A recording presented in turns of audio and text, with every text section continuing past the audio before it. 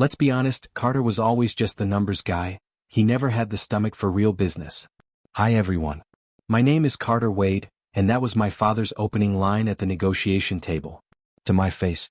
It was him, my two older brothers, Mason and Grant, and 3 corporate lawyers. They laughed, sipped whiskey, and slid papers across the table like this was already done. Like I was decoration. Like I didn't co-found the company with them when I was 23. The company my late mother helped me build. The one my father took over after she passed. Minority partner, they'd called me last quarter. Now they were selling it. To an anonymous buyer. A buyer who hadn't spoken yet. They thought they were about to walk away with $72 million. They thought I was just the kid with spreadsheets and a soft heart. The one who'd roll over like always.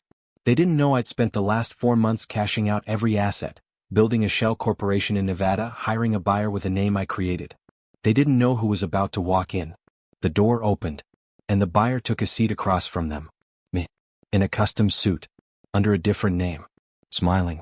My heart pounded behind my ribs, but on the outside? I smiled. Come. Chris. Unreadable. My name tag read Benjamin Ross, CEO of Ironcrest Holdings. A name I made up in my apartment at 3 a.m. months ago. Mason leaned back in his chair. Glad you could make it, Mr. Ross, he said, cocky as ever. You're about to own one hell of a company. I nodded. I believe I am. They didn't recognize me. 300,000 in facial reconstruction. 2 more in vocal work. Contact lenses. 15 pounds dropped. Nose reshaped. Beard trimmed sharp. And the man I hired to front my company for the early meetings? Not in the room today. Just me. Their little brother. The one they stole everything from.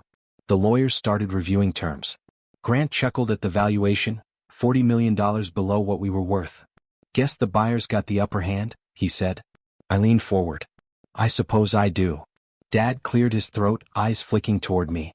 A flicker of suspicion, then gone. He poured himself another drink. They signed the pre-approval agreement. Hands were shaken. Mason raised his glass. To fresh starts. I raised mine back.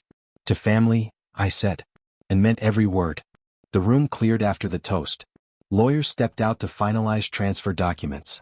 My brothers wandered toward the balcony, bragging about what they'd buy first. A yacht. A vineyard. A Denver penthouse. I stayed seated, fingers lightly resting on the leather folder in front of me, the one with the real papers. The ones they hadn't seen. Dad turned to me, finally giving me a full look. You said you're from Connecticut? Yes, I said. Greenwich. You've got Wade features, he muttered.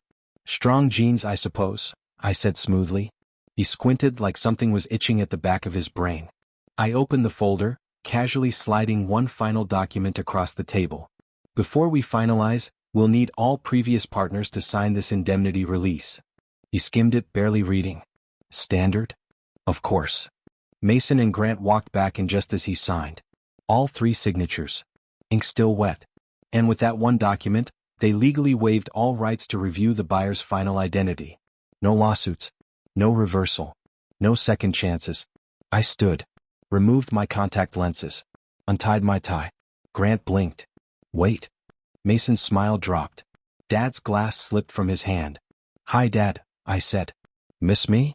The silence hit like a thunderclap. Dad stood there, frozen, the veins in his neck twitching.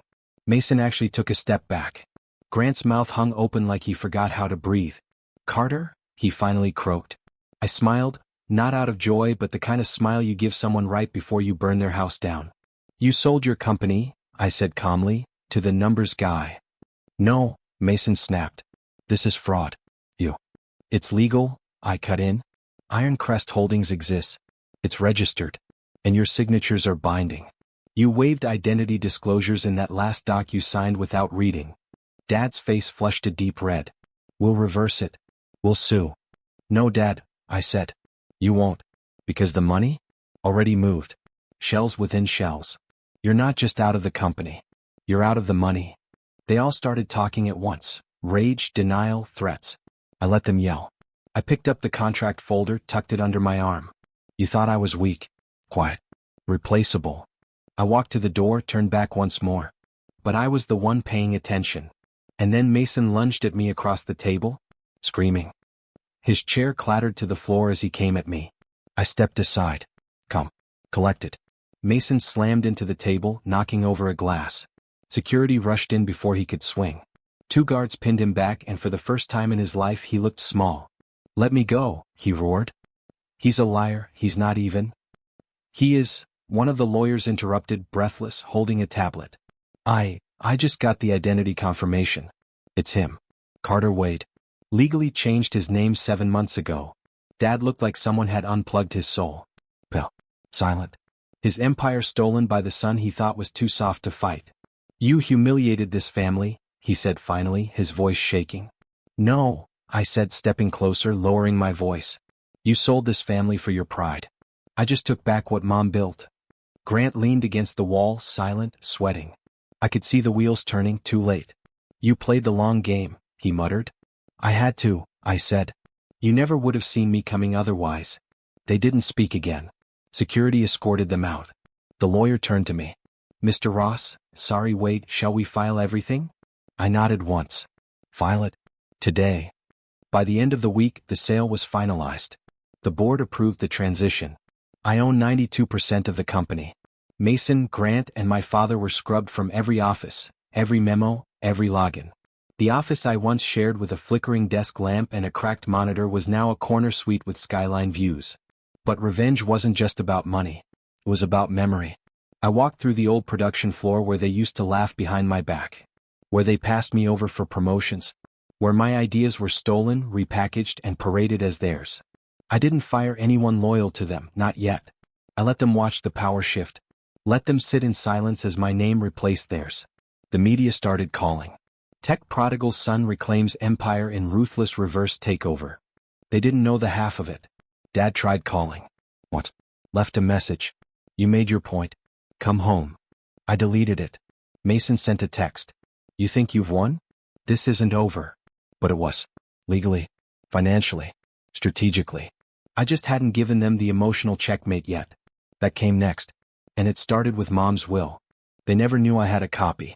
Mom's will, the original, unedited, unburned version, stored in a safety deposit box she made me the sole access holder to the year before she passed. She knew what they were planning. She didn't trust them. And buried in those pages was the truth. She had left everything to me. Not just the shares. The patents. The estate. Even the land the company was built on. She'd signed it all over, quietly, legally, before the cancer took her voice. But Dad filed a revised version days after the funeral. Claimed Mom amended it on her deathbed. Said her final wish was to divide everything equally. He forged her signature. And now I had proof. I sent the document to my lawyer. Sent copies to the board. Sent one to a journalist friend with a subject line that just read, "Truth has a time limit." This one expired. Within 24 hours, the media exploded. Fraud. Forgery. Corporate theft. The narrative flipped. I wasn't just the son who reclaimed a company, I was the heir robbed by his own blood. And the fallout? Was delicious. But the real punishment came in. The day the story hit the news, their phones stopped ringing. Investors pulled out. Their faces, once glossy cover material for Family Empire Monthly, were now plastered on headlines reading "Sons and Father Forge Widows Will in $70 million Fraud Scheme." The board issued a statement. Iron Crest Holdings would cooperate fully with authorities. My lawyer delivered a demand: return any liquid assets or face prosecution. They tried to settle. Quietly. I refused. Let them sweat. Let them watch everything Mom built come back to her real heir. 2 weeks later, I sat in the same boardroom where they once toasted their betrayal. Only this time, I sat alone at the head of the table, overlooking the city they thought they ruled. A courier arrived. 3 letters. One from each of them. Grant's was begging. Mason's was threatening. Dad's? His was handwritten. "Carter, I underestimated you. That's my shame. I thought silence would make you weak. I forgot silence makes people listen." I folded it neatly and burned it in a glass ashtray. Then I turned to the empty chairs. "This company belongs to someone with a soul now." The silence applauded.